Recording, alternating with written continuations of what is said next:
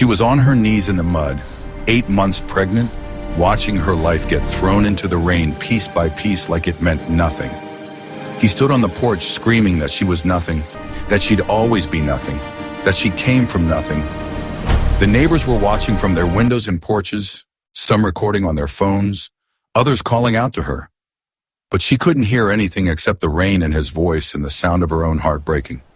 Then the headlights cut through the storm, bright and white and impossible, and everyone went silent. A Bentley, midnight black and gleaming even in the rain, pulled up to the curb like something from another world.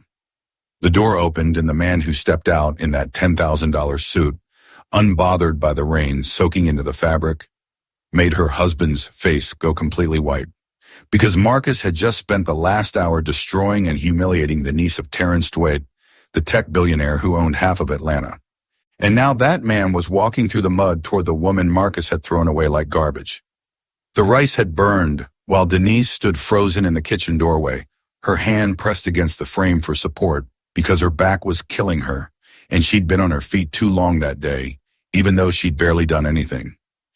8 months pregnant, her belly pressing hard against the faded maternity dress she'd worn 3 times already that week, because it was one of the only things that still fit her swollen body.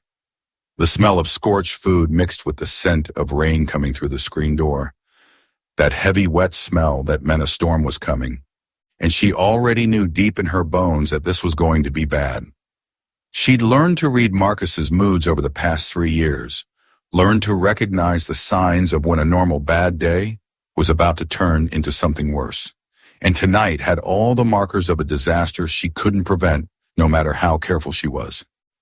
Marcus sat at the kitchen table in his work clothes that he'd been wearing since morning, a half-empty bottle of whiskey next to his phone, his eyes red and dangerous in that way that made her stomach clench with fear. He'd been drinking more lately ever since she'd noticed that he stopped talking about his job, stopped complaining about his boss or his co-workers or the projects he was working on. When she asked him about work now, he just grunted and changed the subject, and she'd learned not to push because pushing made things worse. The silence between them had grown heavier with each passing week, filling the house with a tension that made it hard to breathe. And she spent most of her days trying to be invisible, trying not to do anything that might set him off. "I asked you to do one thing," Marcus said, his voice low and sharp like a blade being dragged slowly across stone. "One simple thing, cook dinner. That's all you had to do today, Denise.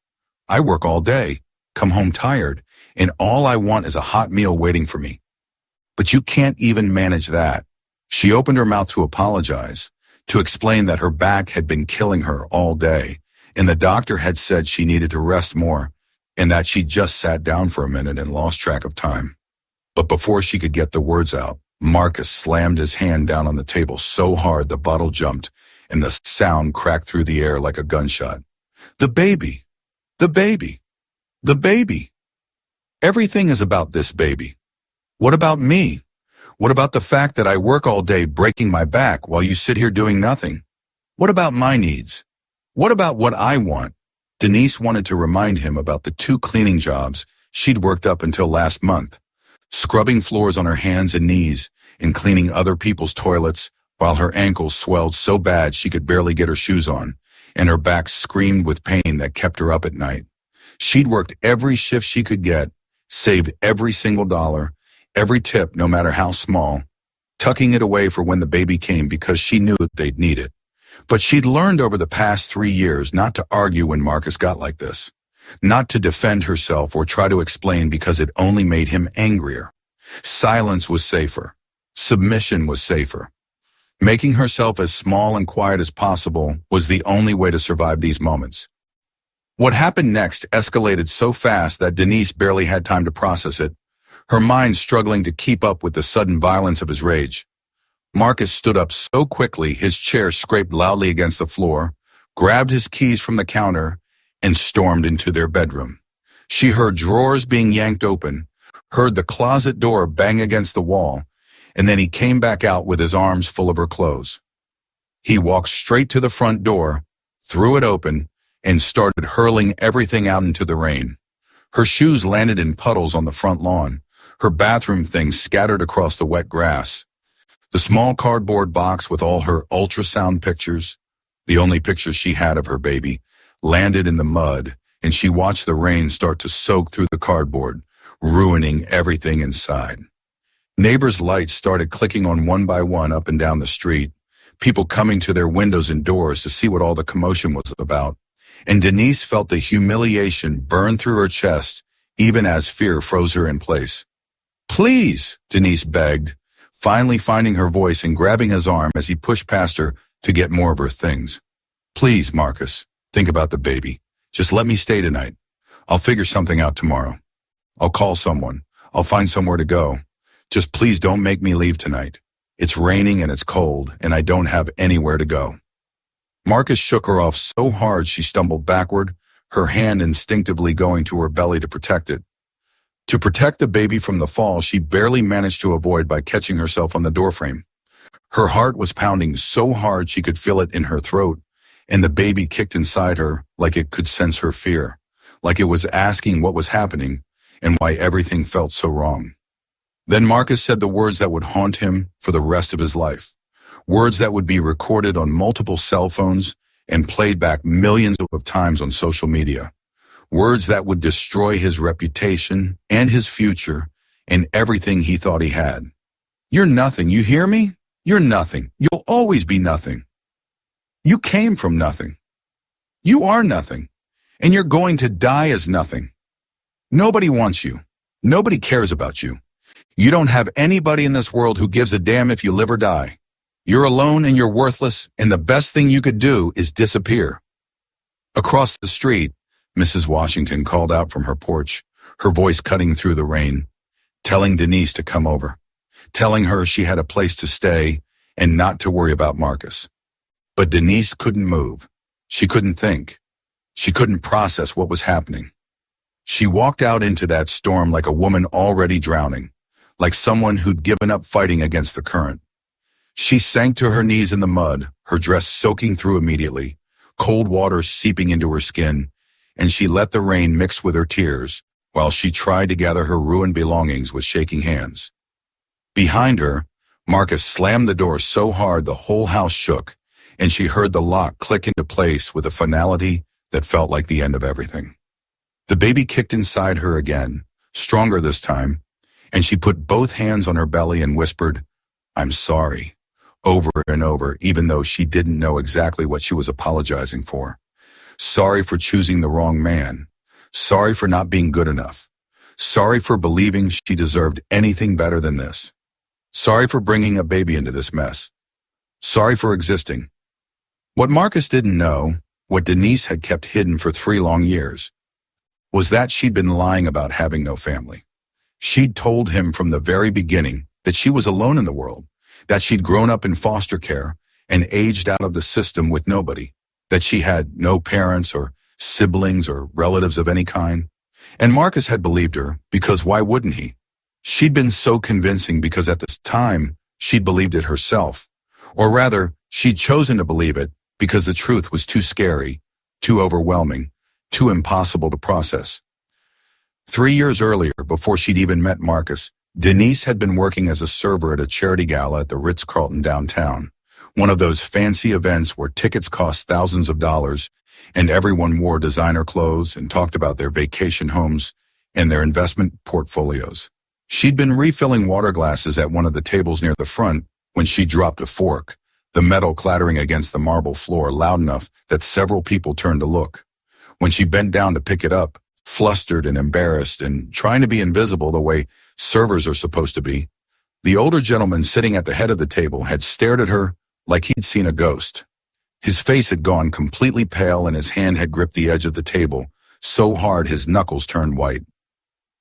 "What's your name?" he'd asked, standing up so suddenly his chair scraped backwards, ignoring the confused looks from the other people at his table, who were wondering what had gotten into him. His voice had been urgent, almost desperate, and Denise had frozen with the fork still in her hand, worried that she'd done something terribly wrong, that she was about to get fired from this job that she desperately needed. "Denise Miller, sir," she'd answered quietly, her eyes down, trying to be respectful and professional even though her hands were shaking. I'm so sorry about the fork. It won't happen again. The man's hand had gone to his chest like he was having trouble breathing, and for a second Denise had thought he was having a heart attack and she'd have to call for help. Your mother, he'd said, his voice breaking on the word. What was your mother's name? Please, I need to know. Denise had frozen completely, confusion and fear washing over her in equal measure. I never knew my mother, sir, she'd said, her throat tight because talking about this always hurt even though it had been her whole life. She died when I was born. I grew up in foster care. I don't know anything about her except her name was on my birth certificate. The man's eyes had filled with tears, right there in the middle of this fancy gala, and he'd reached out like he wanted to touch her face but stopped himself. Nicole, he'd whispered. Nicole Dwet.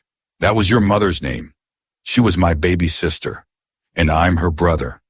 I'm your uncle. My name is Terrence. Terrence Dwight.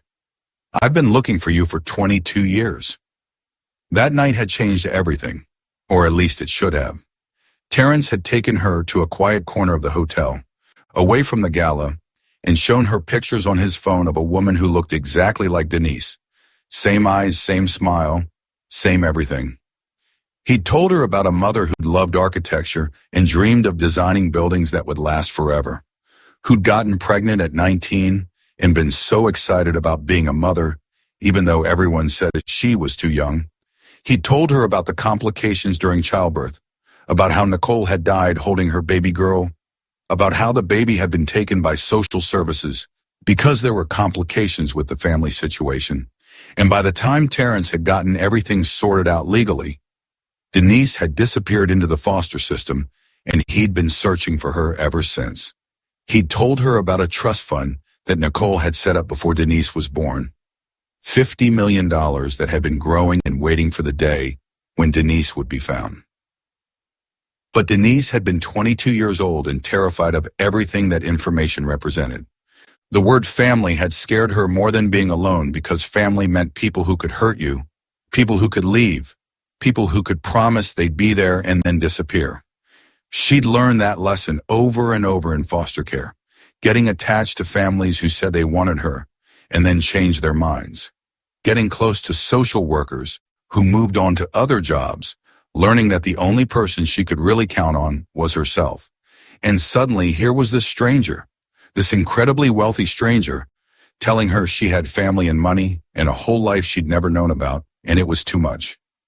It was overwhelming. It felt like a trap or a trick or a dream that she'd wake up from and find herself alone again. So she'd run.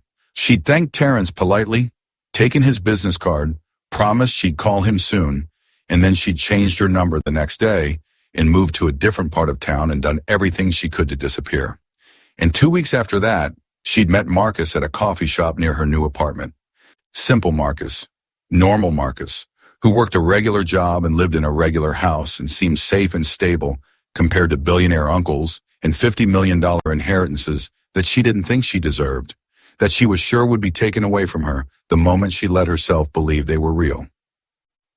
Now, kneeling in the mud outside Marcus's house with her whole life scattered around her in the rain, Denise's phone buzzed in her soaked pocket.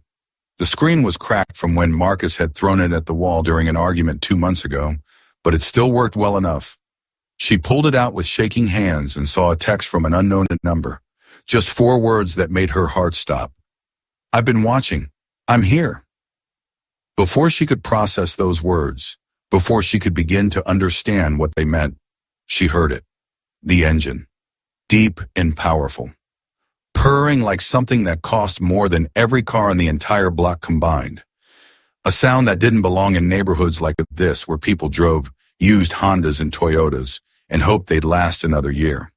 Headlights cut through the rain, bright and white and impossible, and Denise looked up through her tears to see a midnight black Bentley Mulsanne pulling up to the curb in front of Marcus's house. The whole neighborhood went silent. Even the rain seemed to quiet.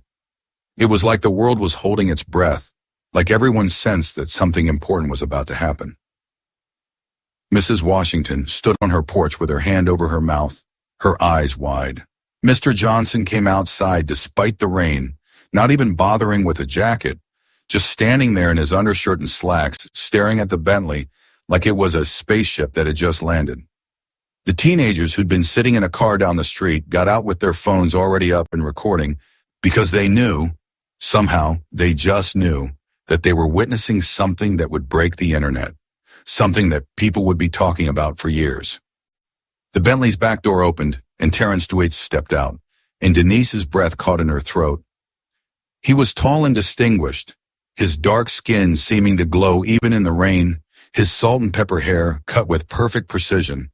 He was wearing a suit that probably cost $10,000, the kind of suit that you see in magazines and in movies, but never in real life. Certainly not in neighborhoods like this one.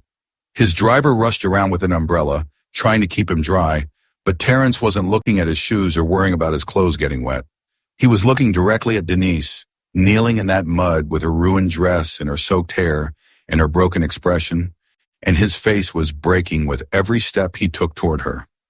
This powerful man, this billionaire who probably had 1,000 important things to do and places to be, looked at her like she was the only person in the world who mattered.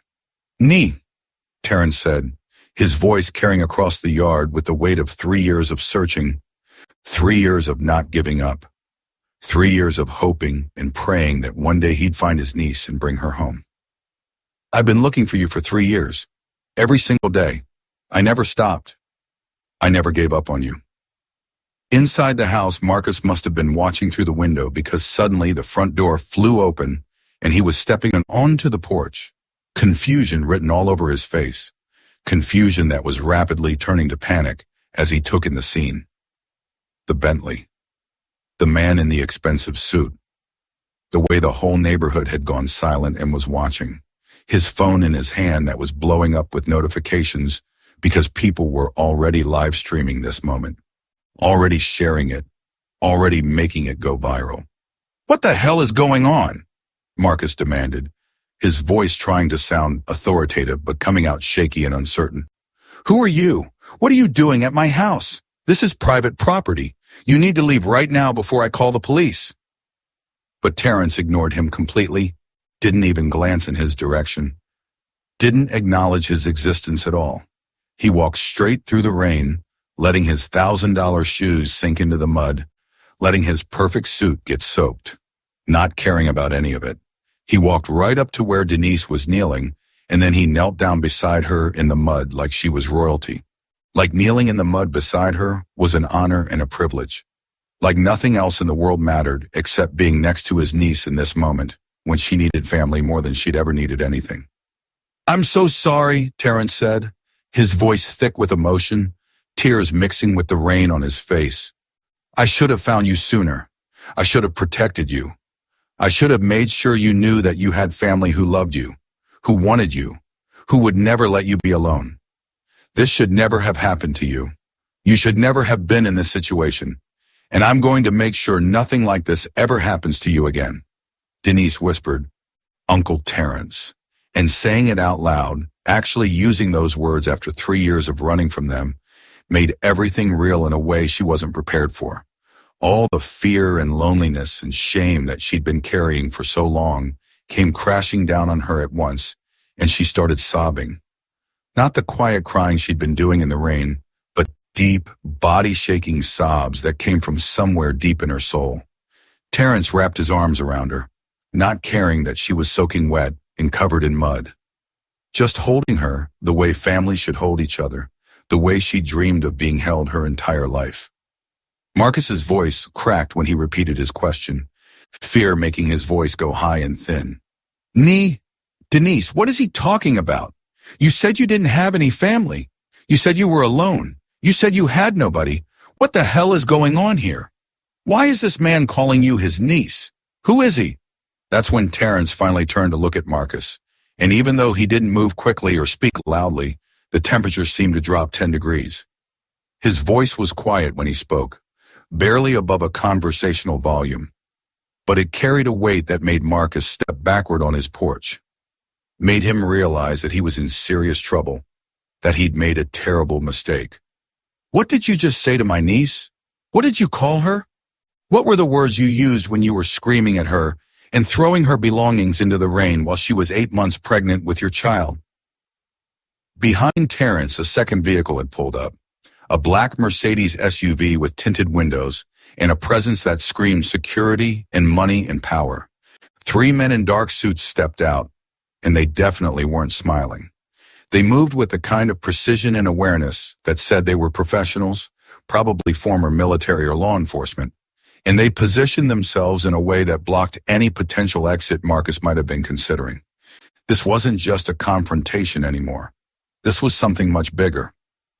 Mrs. Washington found her voice then, loud and clear, her words carrying across the whole neighborhood. Lord have mercy. That's the man from the news. That's Terrence Dwight, the tech billionaire. He owns half of Atlanta.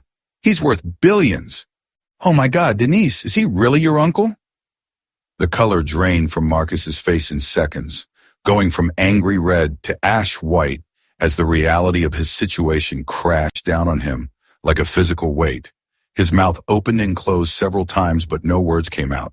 He looked at Terrence, then at the security team, then at the Bentley, then at his phone, which was absolutely exploding with notifications and calls and messages. People were calling him, texting him. His social media was blowing up. The videos were already spreading. Everyone was seeing what he'd done. Everyone was watching him get called out by one of the most powerful men in the city. Mr. Dwight, Marcus finally managed to stammer out, his voice completely different now, trying to sound reasonable and apologetic, and like this was all just a big misunderstanding. Look, this is a misunderstanding. Denise and I, we had a fight. Married couples fight sometimes. It's normal. It happens. I didn't know she was she never told me she had family. She said she was alone. How was I supposed to know? If I had known, obviously I would have. Terrence cut him off with that same terrifyingly calm voice, the kind of calm that's more frightening than any amount of yelling could ever be. She told you she had no family, and you believed that gave you permission to treat her like she was disposable, like she was nothing, like she was garbage that you could throw away whenever you felt like it. You thought because she had nobody, because she was alone in the world, that you could abuse her and steal from her and humiliate her, and nobody would care. Nobody would stop you. Nobody would make you face consequences for what you'd done. That word, nothing, hung in the air like an accusation, like a weapon. Marcus had screamed it at Denise just 5 minutes ago, screamed it loud enough for the whole neighborhood to hear, and now it was being quoted back to him by a man who could buy and sell Marcus's entire life 1,000 times over without even noticing the expense, without even thinking about it. A man who had the power to destroy Marcus completely with just a phone call or two. Terrence helped Denise up as carefully as if she were made of the most delicate glass, supporting her weight because she was shaking so hard she could barely stand. One of his security team brought over a cashmere blanket, soft and warm and expensive, and wrapped it around her shoulders, tucking it in gently to make sure she was covered, to make sure she was warm, treating her with more care and respect than Marcus had shown her in 3 years of marriage. I'm sorry I ran, Denise said through her tears, her voice breaking on every word. 3 years ago when you found me, I'm sorry I was scared. I'm sorry I didn't believe you. I'm sorry I wasted 3 years when I could have been with family. I'm sorry for all of it. Terrence's expression softened, and he touched her face gently, wiping away her tears with his thumb. We have time for all of that later. We have all the time in the world to talk about what happened and why you ran and how we move forward from here. Right now, the only thing that matters is getting you somewhere warm and dry and safe, making sure you and the baby are okay. Everything else can wait. He looked back at Marcus, who was still standing on the porch looking smaller and more powerless with every passing second. Do you have any of my niece's belongings that aren't currently scattered across your lawn in the rain? Any of her personal items, her documents? Anything that belongs to her? Marcus stammered, trying to recover some shred of authority or control over the situation. This is my house. These are my things. You can't just take. I have rights here. I'm her husband. We're married. You can't just. One of Terrence's security team stepped forward, a tall man with the kind of presence that suggested he'd spent years in law enforcement and knew exactly how to handle situations like this. His voice was professional and cold and left absolutely no room for argument. "Sir, we can retrieve Mrs. Miller's belongings now with your cooperation, or we can come back with the police in a court order in approximately 45 minutes. And we can do this in a way that's much more complicated and much more public and much more damaging to you. Which would you prefer? Because either option is fine with us. We're happy to do this however you want to do it." Marcus looked at the security team, all three of them standing there calm and professional and completely unintimidated by him. He looked at the cars, expensive vehicles that cost more than he'd make in a decade. He looked at the neighbors filling their yards and porches, everyone with their phones out recording everything, live streaming to their social media, posting and sharing and commenting. He looked at his own phone, at the notifications that were coming in so fast the screen could barely keep up, at the messages from his mother crying and asking him what he'd done, from his father who hadn't spoken to him in years, from his brother saying he was a disgrace to the family, from friends who were already distancing themselves. This moment was destroying his reputation forever. This video would follow him for the rest of his life. Everyone would know what he'd done. Everyone would see what kind of man he really was. "Fine," he muttered, his voice barely audible, all the fight gone out of him. "Take whatever you want. Just take it and go. Get out of here. Leave me alone." As Terrence guided Denise toward the Bentley, his arm around her shoulders supporting her weight, because she was still shaking and unsteady on her feet, she looked back once at the house where she'd spent 3 years feeling like a prisoner.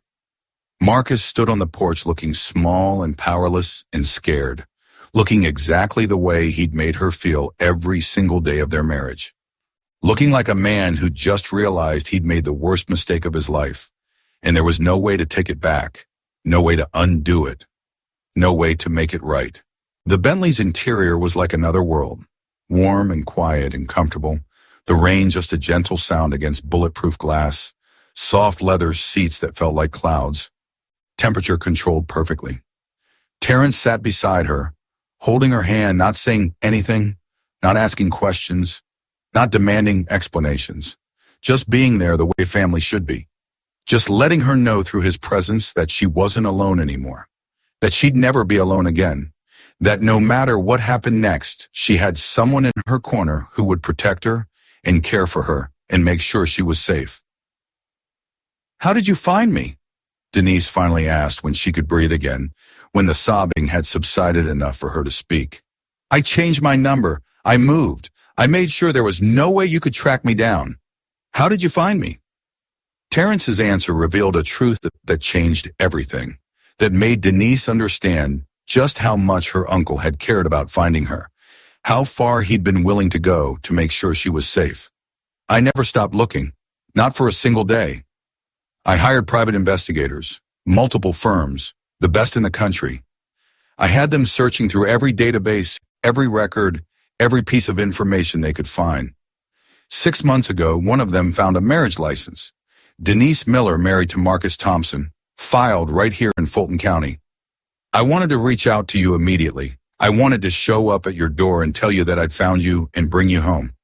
But my security chief convinced me to wait, to observe first, to make sure you were happy and safe before I disrupted your life.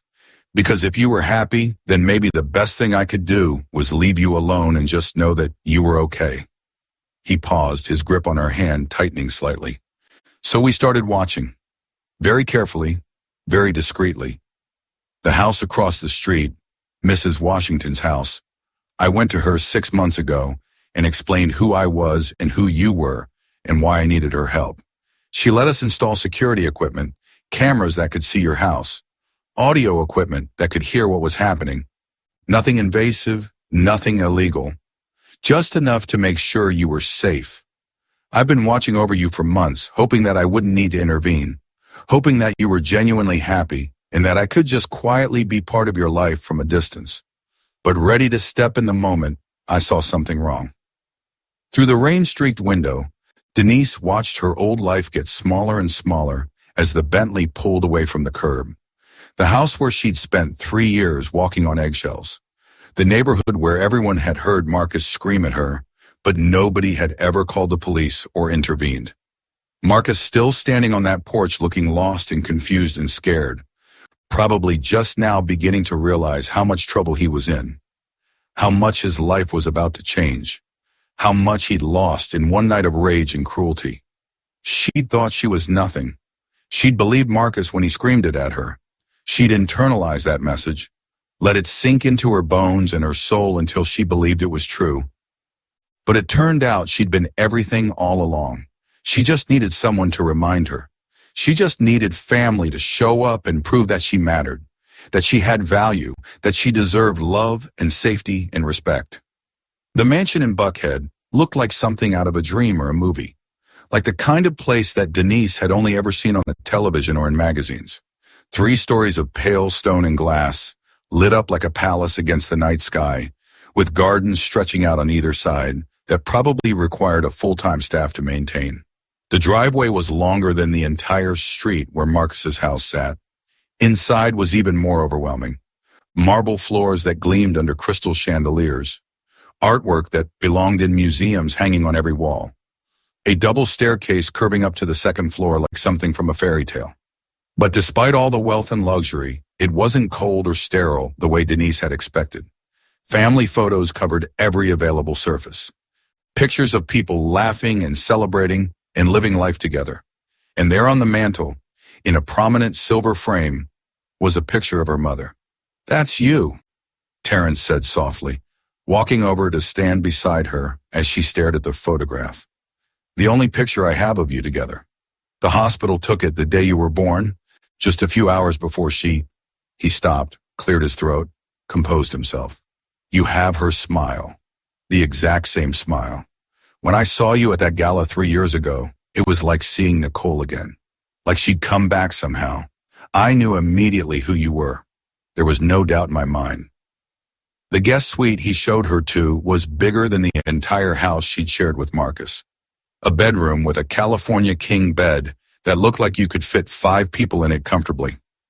A sitting room with a fireplace and bookshelves and comfortable chairs. A bathroom with a tub that could fit 3 people. Marble everywhere, windows overlooking the gardens and the glittering Atlanta skyline. It was beautiful and overwhelming, and Denise felt like she didn't belong here, like she was playing dress-up in someone else's life. Dr. Lamont Hughes arrived exactly on time, a distinguished man in his 60s with kind eyes and gentle hands who examined Denise thoroughly, while Terrence waited outside, pacing back and forth in the hallway like an expectant father. The doctor checked her blood pressure and her heart rate, listened to the baby's heartbeat, pressed gently on her belly to check the baby's position, asked her questions about her symptoms and her stress levels and her overall health. "Your blood pressure is elevated, which is understandable given what you've been through tonight," Dr. Hughes said, making careful notes on his tablet. "The baby's heartbeat is strong and steady, which is good news. But I'm worried about you, Denise. This level of stress isn't good for either of you. You need rest. You need peace.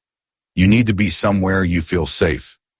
He looked at her seriously, the kind of look that said he'd seen things in his long career, that he knew how to read between the lines of what patients told him.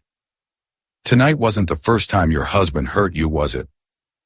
Denise's throat tightened and she couldn't speak for a long moment.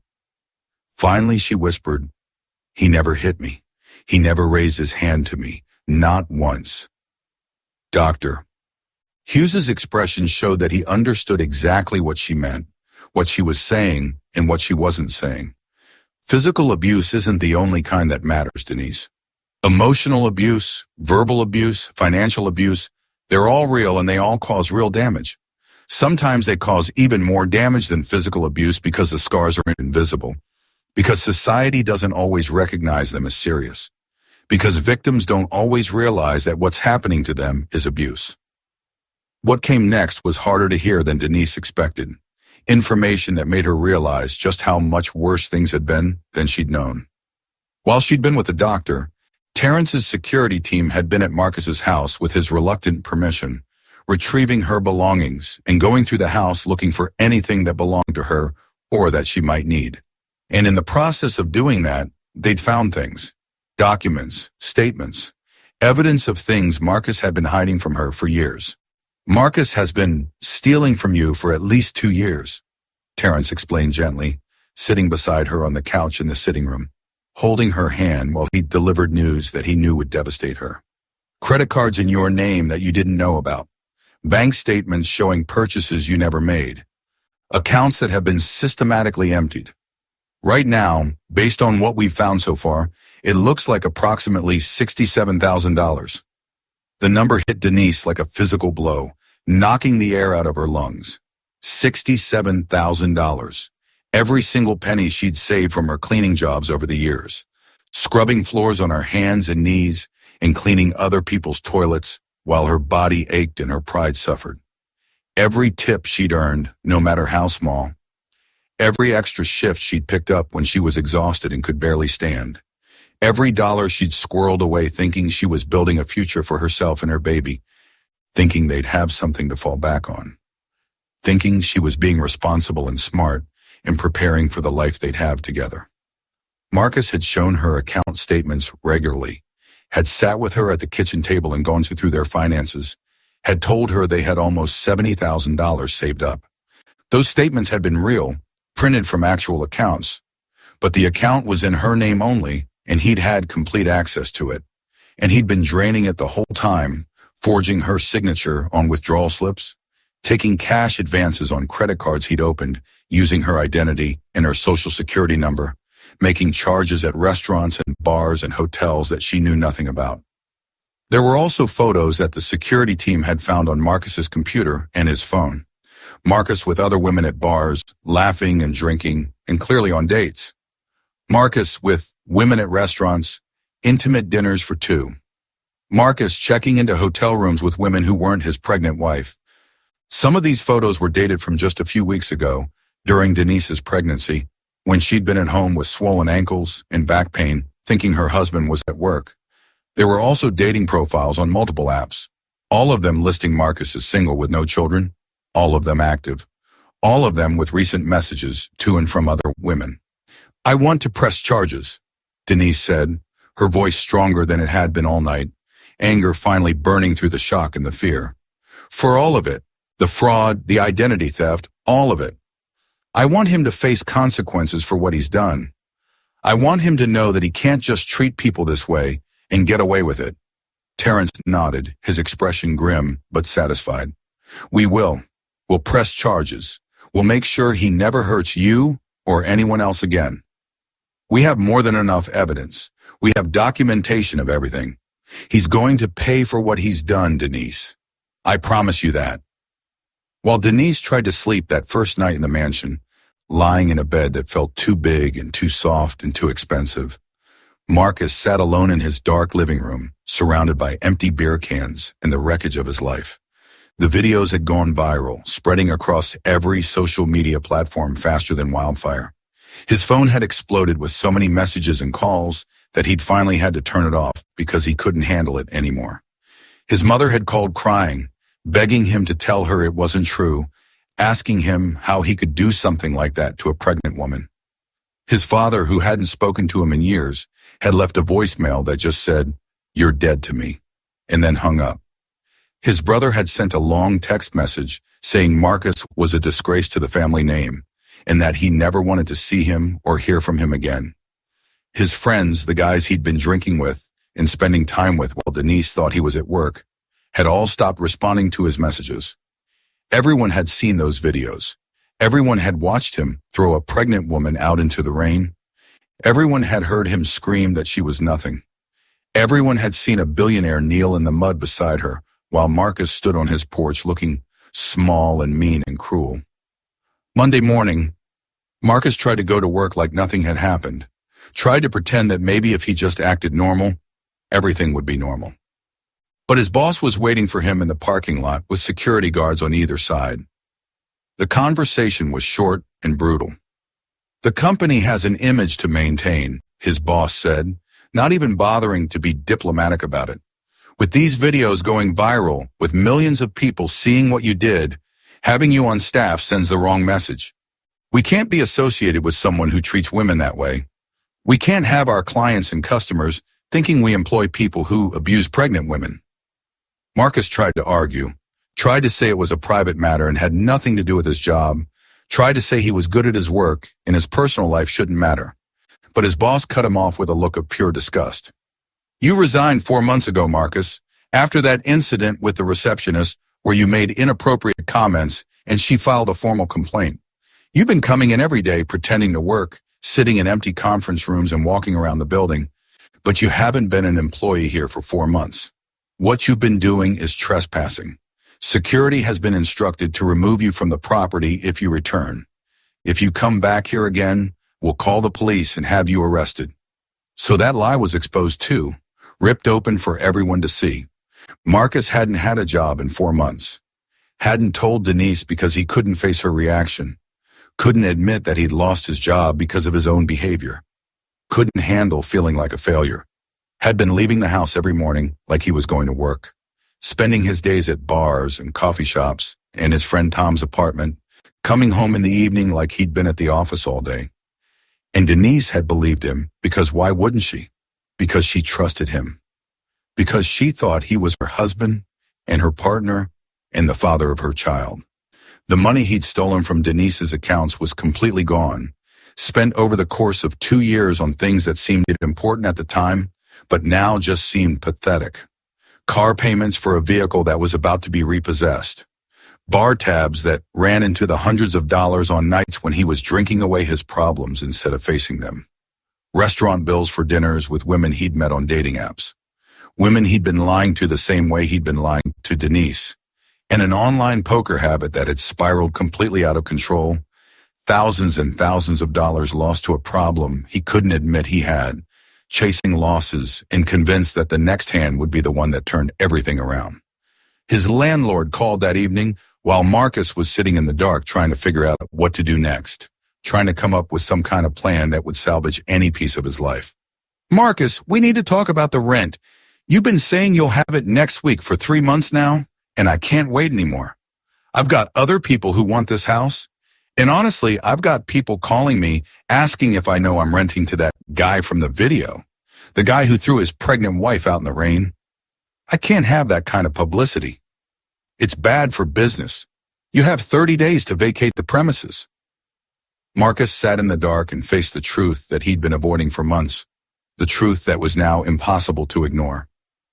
No job, no money, about to be evicted from his house, facing criminal charges for fraud and identity theft that could send him to prison, a restraining order preventing him from contacting his wife or going anywhere near her, his reputation destroyed beyond any hope of repair, his face and his name associated with the worst kind of cruelty and abuse, videos of his worst moment being shared and reshared millions of times across the internet where they'd live forever.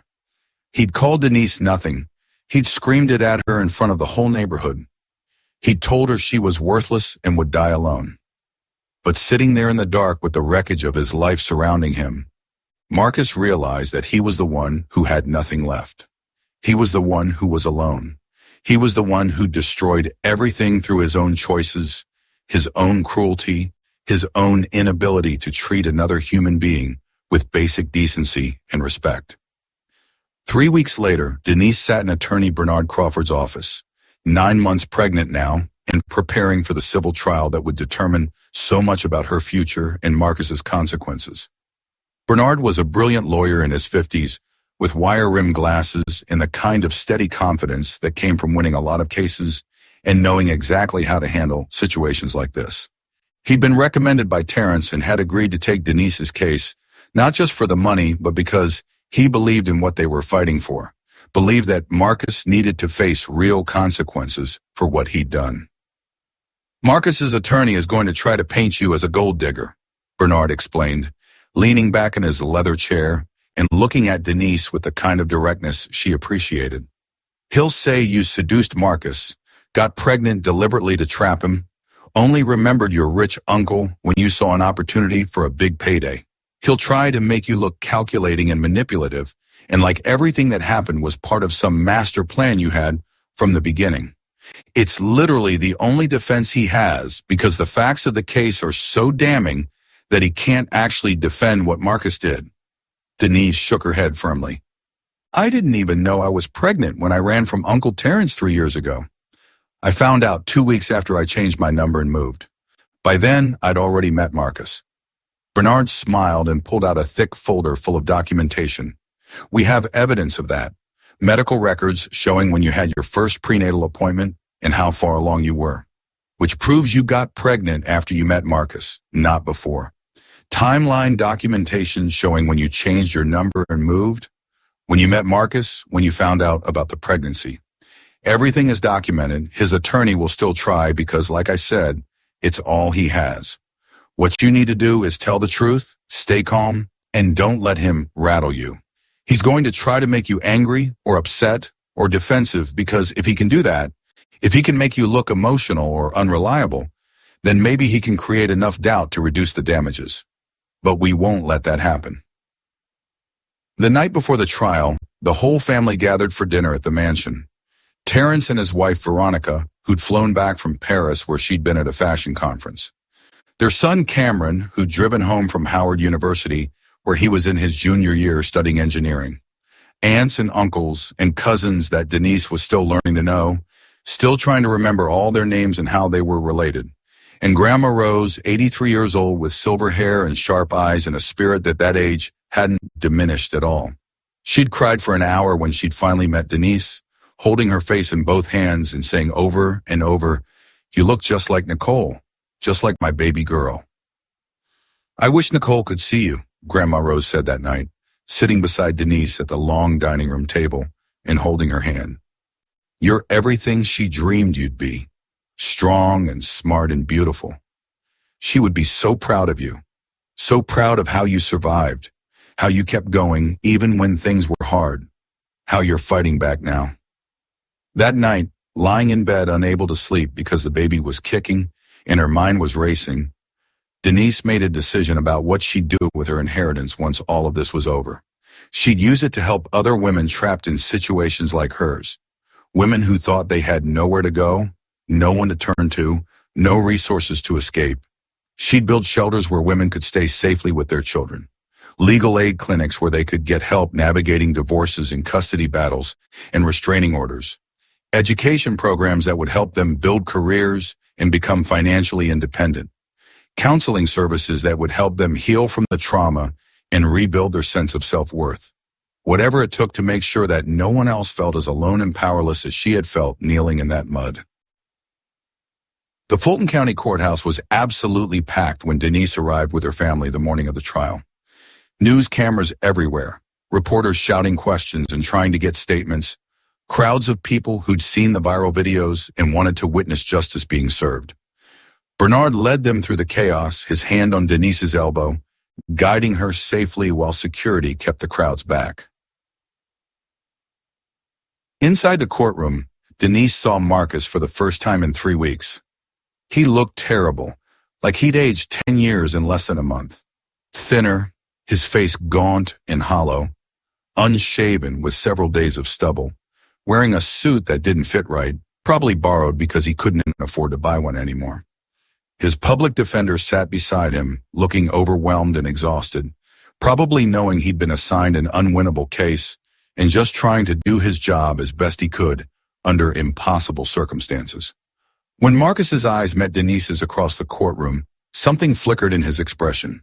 Regret, maybe, or fear, or shame, or all three at once. Some recognition of what he'd done and what he'd lost and how much he'd destroyed through his own actions. But Denise looked away, refusing to give him even that small moment of connection. He didn't deserve her eye contact. He didn't deserve her acknowledgement. He certainly didn't deserve her forgiveness. Judge Loretta Morrison entered and the whole courtroom rose. She was a black woman in her 60s with silver hair pulled back in a neat bun and sharp, intelligent eyes that seemed to miss absolutely nothing. She'd been a judge for 27 years and had a reputation for being tough but fair, for having no patience for abuse or lies, for making sure that justice was served even when it was uncomfortable or complicated. Bernard's opening statement was absolutely devastating, laying out the timeline of Marcus and Denise's relationship with brutal clarity.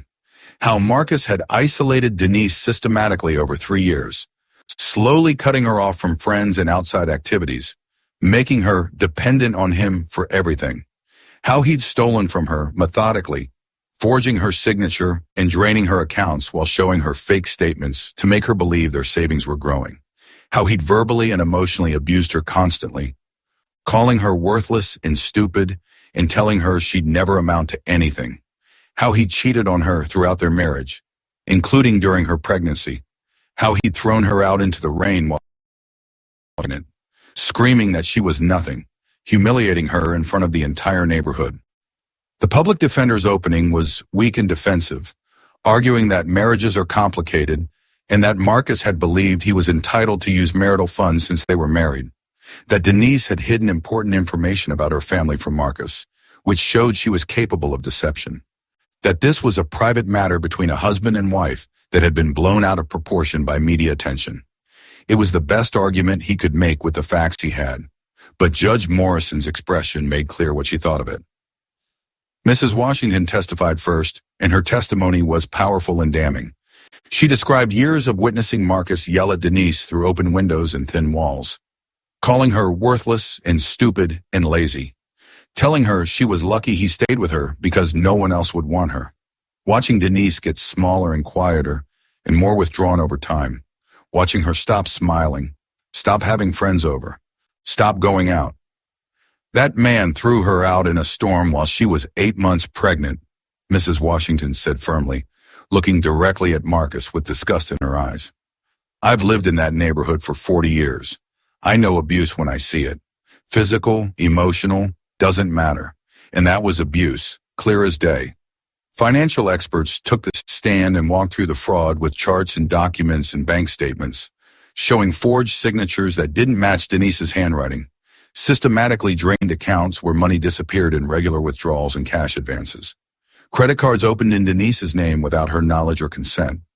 Marcus had stolen $67,000 over approximately 2 years, and the experts showed exactly how he'd done it, including charges at jewelry stores for items Denise had never seen, restaurant bills for romantic dinners on days when Marcus claimed he was working late, hotel charges for rooms where Marcus had taken other women while his wife was home alone and pregnant.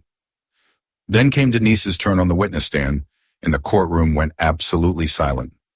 Bernard walked her through the 3 years of marriage, gently but thoroughly, letting her tell her story in her own words.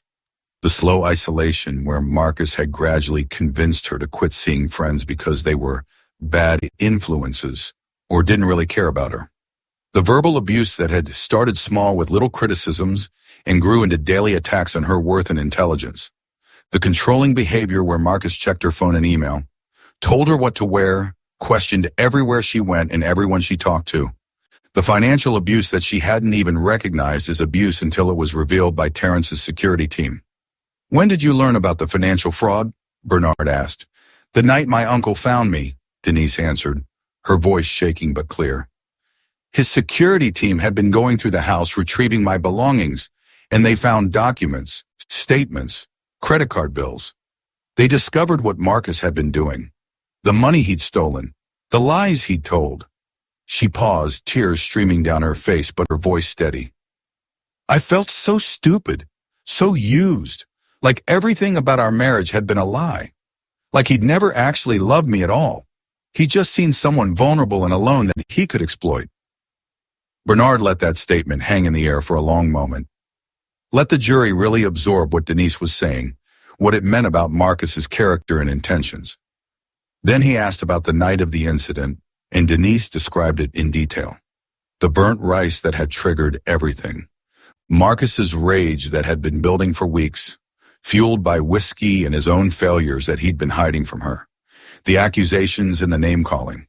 Her belongings being thrown out into the rain one by one while neighbors watched. Her begging him to let her stay, to think about the baby. Being pushed away so hard she almost fell.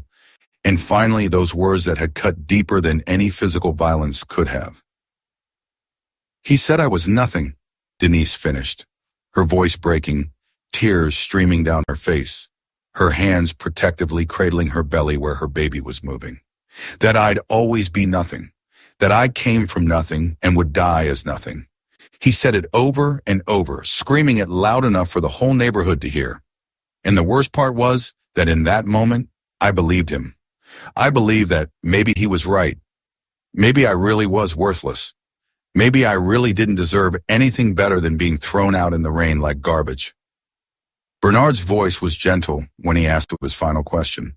But you're not nothing, are you, Denise?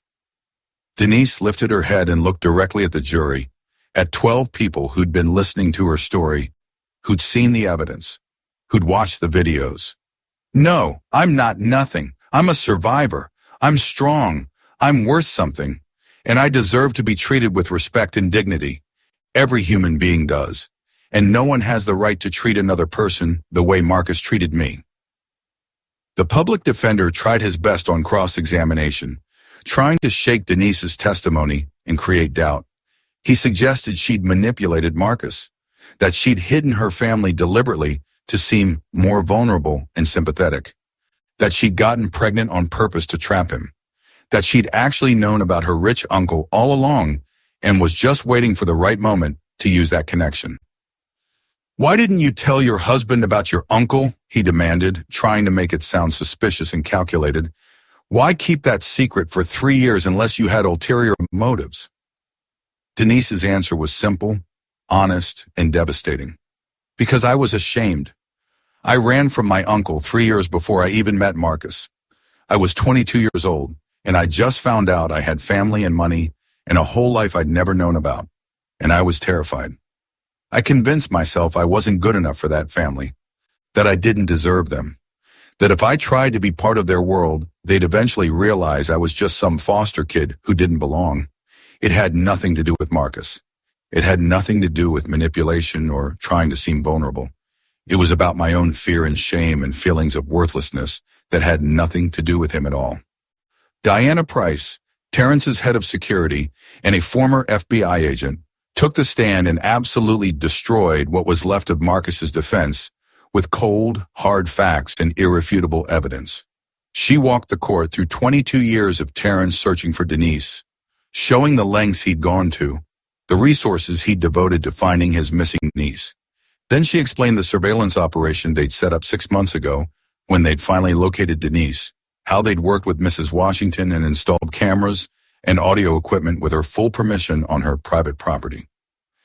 Mr. Thompson was terminated from his position 4 months ago due to sexual harassment complaints filed by a receptionist, Diana testified, pulling up employment records and termination documents on the courtroom screens. But he continued leaving his house every weekday morning at the same time, dressed in work clothes and returning in the evening. We documented this pattern over the course of 4 months. He was allowing his wife to believe he still had employment when in fact he'd been fired months earlier for inappropriate workplace behavior. She continued methodically through the evidence. We documented the systematic draining of Miss Miller's financial accounts. Over $67,000 stolen over approximately a 2-year period through forged signatures, unauthorized cash advances, and credit cards opened fraudulently in her name. We also discovered that Mr. Thompson had active profiles on 3 different dating websites, all listing him as single with no children. Some of the messages exchanged with other women were sent while Miss Miller was pregnant with his child. We have copies of all these profiles and messages. The public defender tried to argue that the surveillance was illegal, that evidence obtained through secret cameras couldn't be used in court. But Diana was ready with a detailed legal explanation. All cameras and audio equipment were positioned exclusively on Mrs. Washington's private property with her full written permission. We documented only what was visible and audible from her property, including the front yard and porch of the Thompson residence, which are in public view.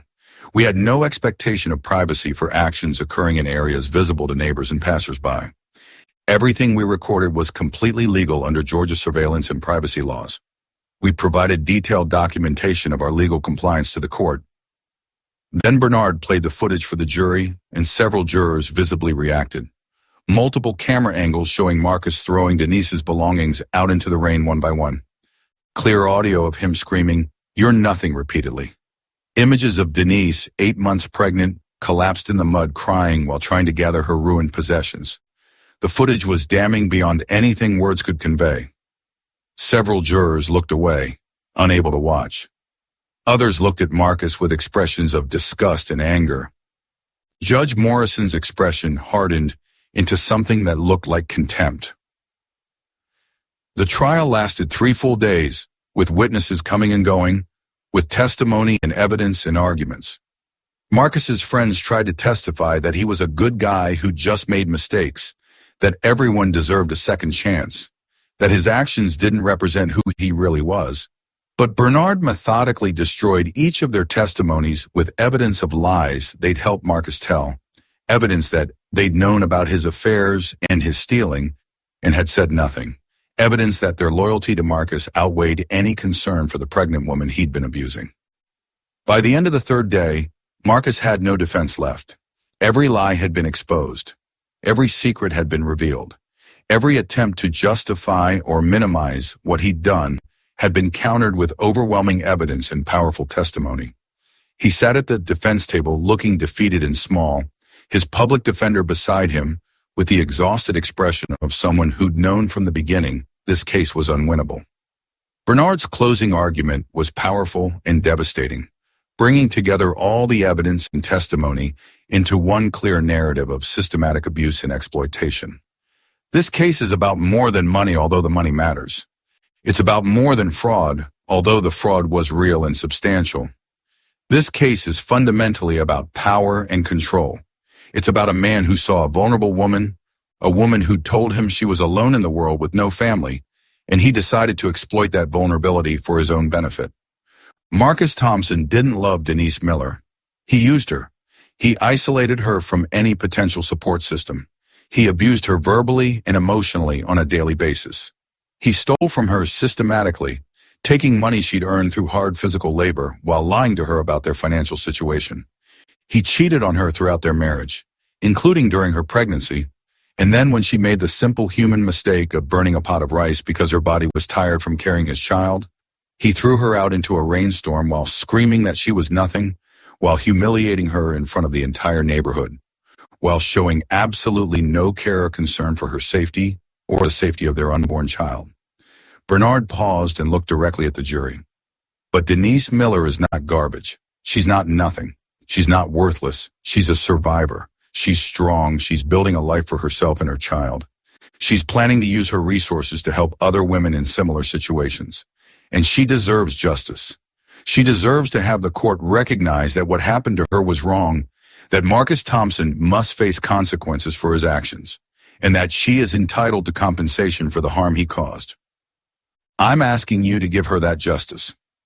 The jury deliberated for less than 2 hours, which in a case this complex was remarkably fast, and suggested they'd had little trouble reaching their decision. When they returned to the courtroom, the forewoman stood, and her voice was clear and certain, showing no hesitation or doubt. In the matter of Miller versus Thompson, we find in favor of the plaintiff on all counts. We award the plaintiff full restitution of $67,000, plus interest calculated from the dates of each fraudulent transaction. Additionally, we award $200,000 in compensatory damages for emotional distress, pain and suffering, and the severe psychological harm caused by years of systematic abuse. We recommend that the related criminal complaints be prosecuted to the fullest extent of the law and that the defendant face the maximum penalties allowable. Marcus's head dropped into his hands and his shoulders shook. Whether he was crying or just overwhelmed, Denise couldn't tell and didn't particularly care. Terrence squeezed her hand and smiled at her with pride and love. This was justice. This was validation that what she'd experienced was real and wrong and not her fault. Judge Morrison looked at the defense table with an expression of barely disguised contempt, her voice hard when she spoke. Mr. Thompson, I've been a judge for 27 years. I've presided over thousands of cases. I have rarely, if ever, seen someone so thoroughly and systematically destroy another human being through calculated abuse. You saw a vulnerable woman, and you exploited that vulnerability for years. You stole from her, you lied to her, you cheated on her, you isolated her, you verbally abused her, and finally you threw her out like garbage while she was carrying your child. The jury's verdict is more than justified. She continued, her voice getting harder. You are ordered to pay the full judgment of $267,000 plus interest within 90 days. If you fail to pay, we will garnish any wages you earn, seize any assets you acquire, and pursue collection through every legal means available. I'm also issuing a permanent restraining order. You are not to contact Miss Miller directly or indirectly through any means whatsoever. You are not to come within 500 feet of her person, her residence, or any property owned by her or her family. If you violate this order even once, you will be arrested immediately and held without bail. When Marcus's public defender tried weakly to argue about parental rights, about Marcus's right to be involved in his child's life, Judge Morrison cut him off with a look that could have frozen fire. Pending the outcome of criminal proceedings against Mr. Thompson for fraud, identity theft, and related charges, his parental rights are hereby terminated effective immediately. He will not be listed on the birth certificate. He will have no custody rights whatsoever. He will have no visitation rights. He will have no contact with the child. If Miss Miller chooses at some point in the future to allow contact, that will be entirely her decision. But the court is making clear that Mr. Thompson has no rights in this matter. He gave up those rights when he threw a pregnant woman out into a rainstorm while screaming that she was nothing. 5 days after the trial concluded, at 3 o'clock in the morning, Denise woke up with contractions that were strong and regular and unmistakably the real thing. She called out for Terrence and he was there within seconds, having insisted on staying in the bedroom next door for the past week specifically so he'd be close if she went into labor. The drive to the hospital was calm, despite Denise's contractions coming every 5 minutes now. Terrence held her hand the whole way, talking to her softly, telling her she was going to be amazing, telling her he was so proud of her, telling her that her mother was watching and smiling. "You're going to be an incredible mother," he said, "just like Nicole was planning to be, just like she would have been if she'd lived. She loved you so much, Denise. Even though she only got to hold you for a few hours, she loved you more than anything in the world. And that love didn't die with her. It's still here.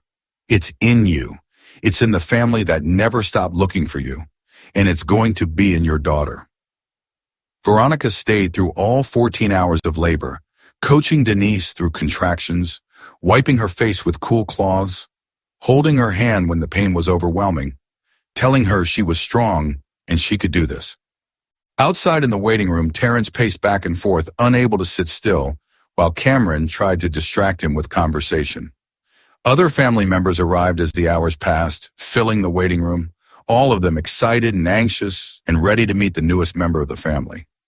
At 5:47 that evening, as the sun was setting outside the hospital windows, Denise's daughter was born, 6 pounds 8 ounces, perfect in every way, tiny fingers and toes, a beautiful little face with her eyes closed and her mouth open in her first cry.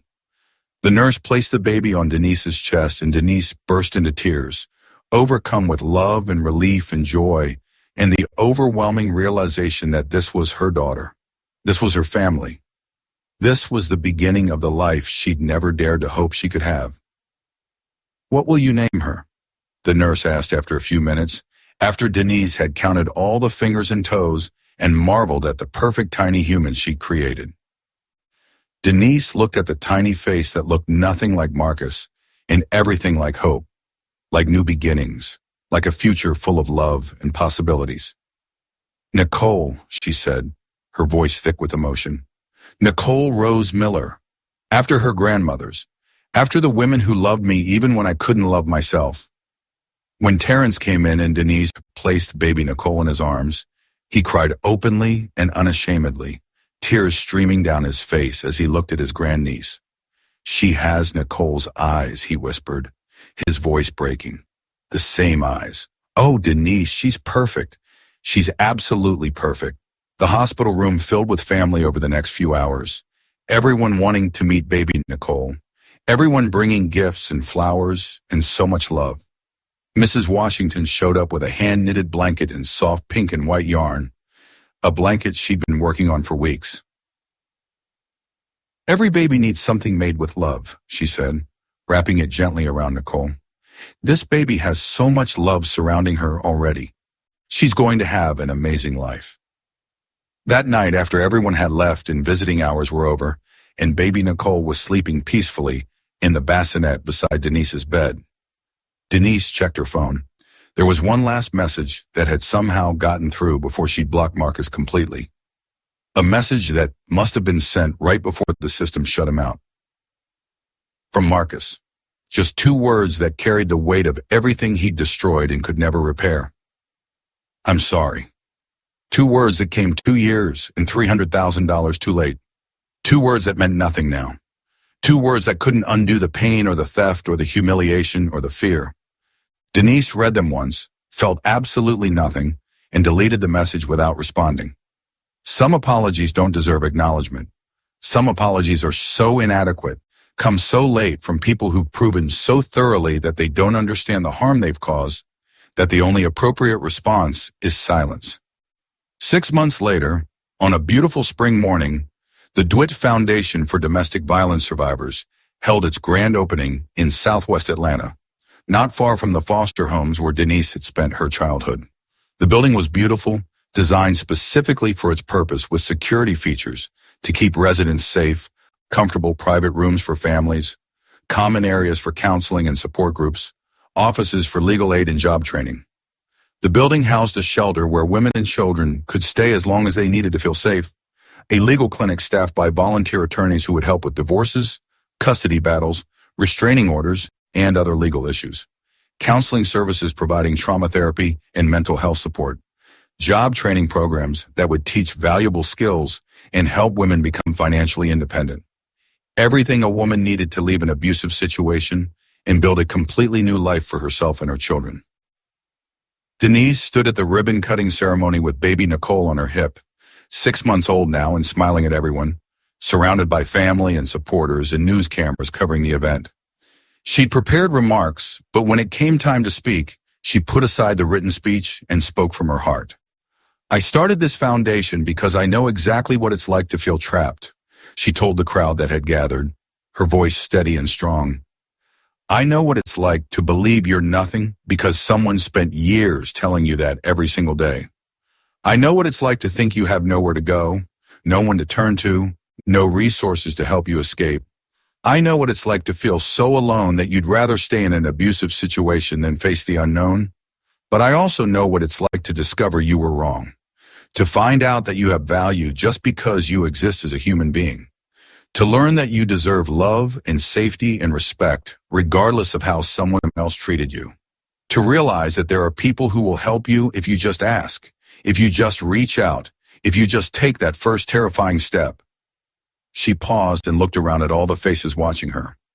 Every woman who comes through these doors will get the support I got, legal help to protect themselves and their children, financial resources so they're not trapped by poverty, a safe place to stay for as long as they need it, counseling to help them heal from trauma, job training to help them build careers and independence.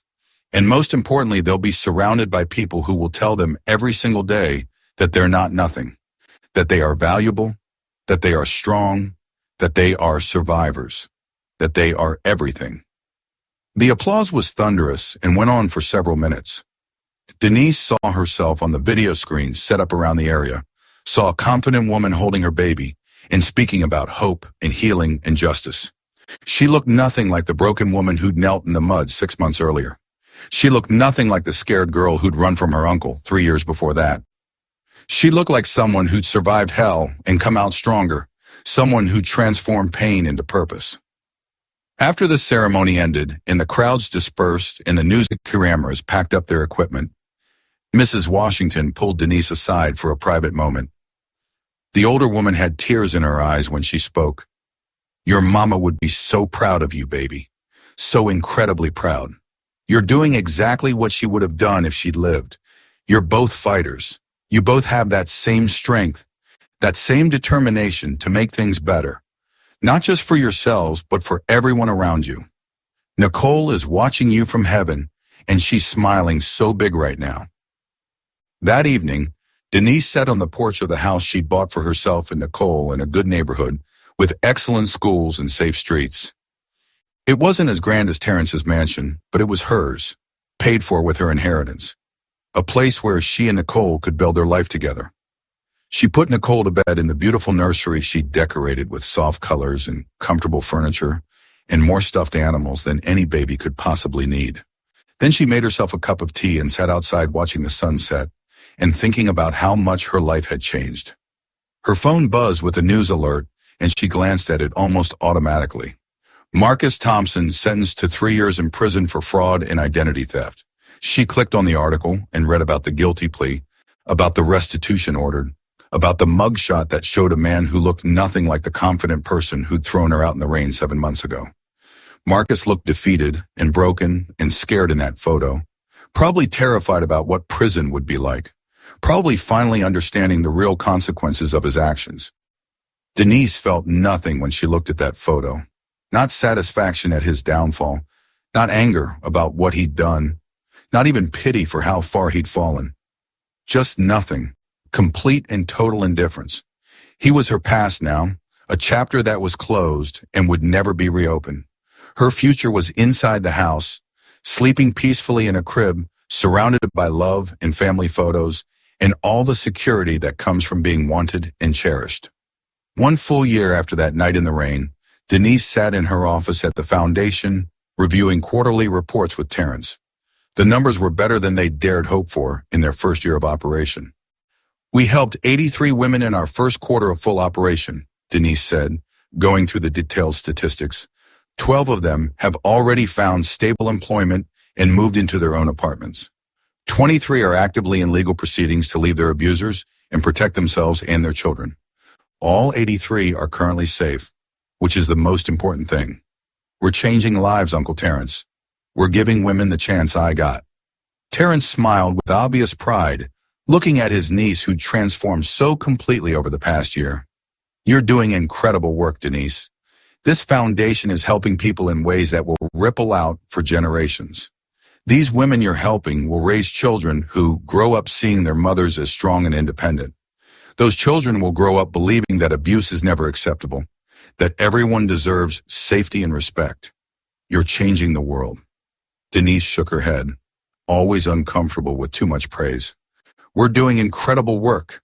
None of this would exist without you, without the inheritance from my mother, without your support and guidance, without the resources you provided." Terrence's response was immediate and firm. "It exists because of you. I provided resources, yes. Money can build buildings and hire staff and fund programs, but money alone doesn't change lives. Vision changes lives. Compassion changes lives. The determination to turn your own pain into something that helps others, that changes lives. You provided all of that, Denise. This foundation exists because you survived something horrible and decided that your suffering would have meaning, that it would help prevent other women from going through what you went through." Nicole, almost walking now and into everything, toddled around the office, babbling in her own language that only she understood, occasionally stopping to show Denise a toy or pull on her leg for attention. She looked more like Denise with every passing day, with absolutely none of Marcus visible in her features. She was a happy baby, always smiling, always curious, surrounded by family who adored her. "I got another letter from him," Denise said quietly, pulling an envelope from her desk drawer. "From prison. It arrived last week, saying he's sorry, saying he's changed, saying he's been in therapy and he understands now what he did wrong, saying he wants to be part of Nicole's life when he gets out, saying he wants a chance to be a father." Terrence was quiet for a moment, letting Denise process her own feelings before he said anything. Finally, he asked, "What are you going to do?" Denise had thought about this question carefully over the past week, had considered it from every angle, had tried to imagine what would be best for Nicole in the long run. "Nothing. I'm going to do nothing. He made his choices. I've made mine. Maybe someday when Nicole is much older, when she's a teenager or an adult and she wants to know about her biological father, I'll tell her the complete truth about what happened. I'll show her the court records and the news coverage and let her make her own decisions about whether she wants any kind of relationship with him. But I won't force it. I won't push for it. I won't create a relationship that he hasn't earned and doesn't deserve. He terminated his own parental rights through his actions. The court agreed. And I'm not going to undo that just because he's written some letters from prison claiming he's changed. She looked at her uncle, at the man who'd knelt in the mud for her when she was at her lowest point, who'd given her a second chance at having family, who'd helped her build something meaningful from the wreckage of her worst experience. Can I ask you something? Why did you keep looking for me for 22 years? That's such a long time. Most people would have given up after a few years, would have decided it was hopeless, would have moved on with their lives. Why didn't you? Terrence's smile was warm and certain, full of a love that had never wavered even during all those years of searching. Because family doesn't give up. Family doesn't stop caring just because something is hard or takes a long time. Your mother died believing you'd be loved and cared for, believing that even though she couldn't be there to raise you herself, you'd have family who would make sure you were safe and happy. When I found out years later that you'd been lost in the system, that you'd grown up in foster care, bouncing from home to home instead of being raised by family who loved you, I made a promise to her memory. I promised Nicole that I would find you no matter how long it took, that I would bring you home, that I would make sure you knew you were loved and wanted. It took longer than I hoped, much longer, but I never stopped trying. I never stopped believing that someday I'd find you and bring you back to your family where you belonged. That night, after Denise had tucked Nicole into bed and read her favorite story about a princess who saved herself without needing anyone to rescue her, she stood at the window watching rain begin to fall. The same kind of rain that had been falling that terrible night a year ago, but everything was different now. You don't need a prince, Denise whispered to her sleeping daughter. You just need to know you're worth saving. And you are, baby girl. You're worth everything. And you always will be. Outside, the rain fell steadily, but Denise wasn't scared of rain anymore. Rain had brought her uncle to her that night when she needed him most. Rain had washed away her old life and all the lies she'd been told about her worth.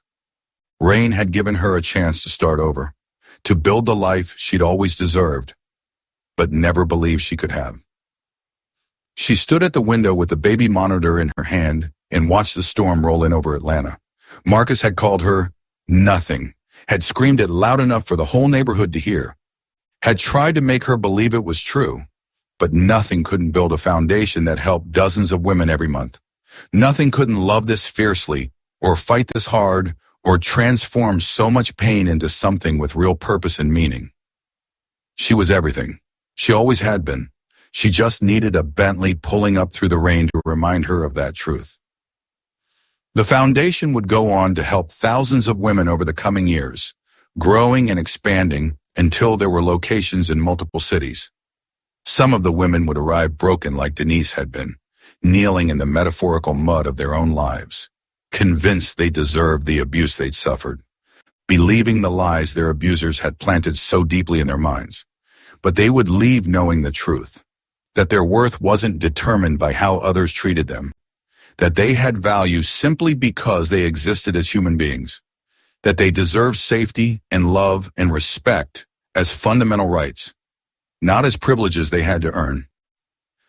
And Denise would tell each one of them the same thing, the truth she'd learned in the mud on that rainy September night.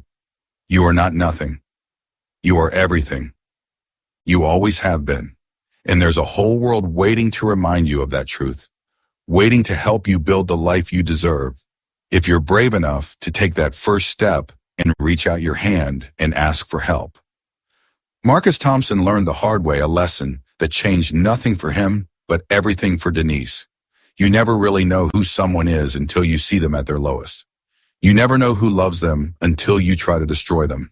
And you never know what consequences await until you push someone past their breaking point and discovered they weren't alone after all. Denise wasn't nothing. She never had been. She was everything.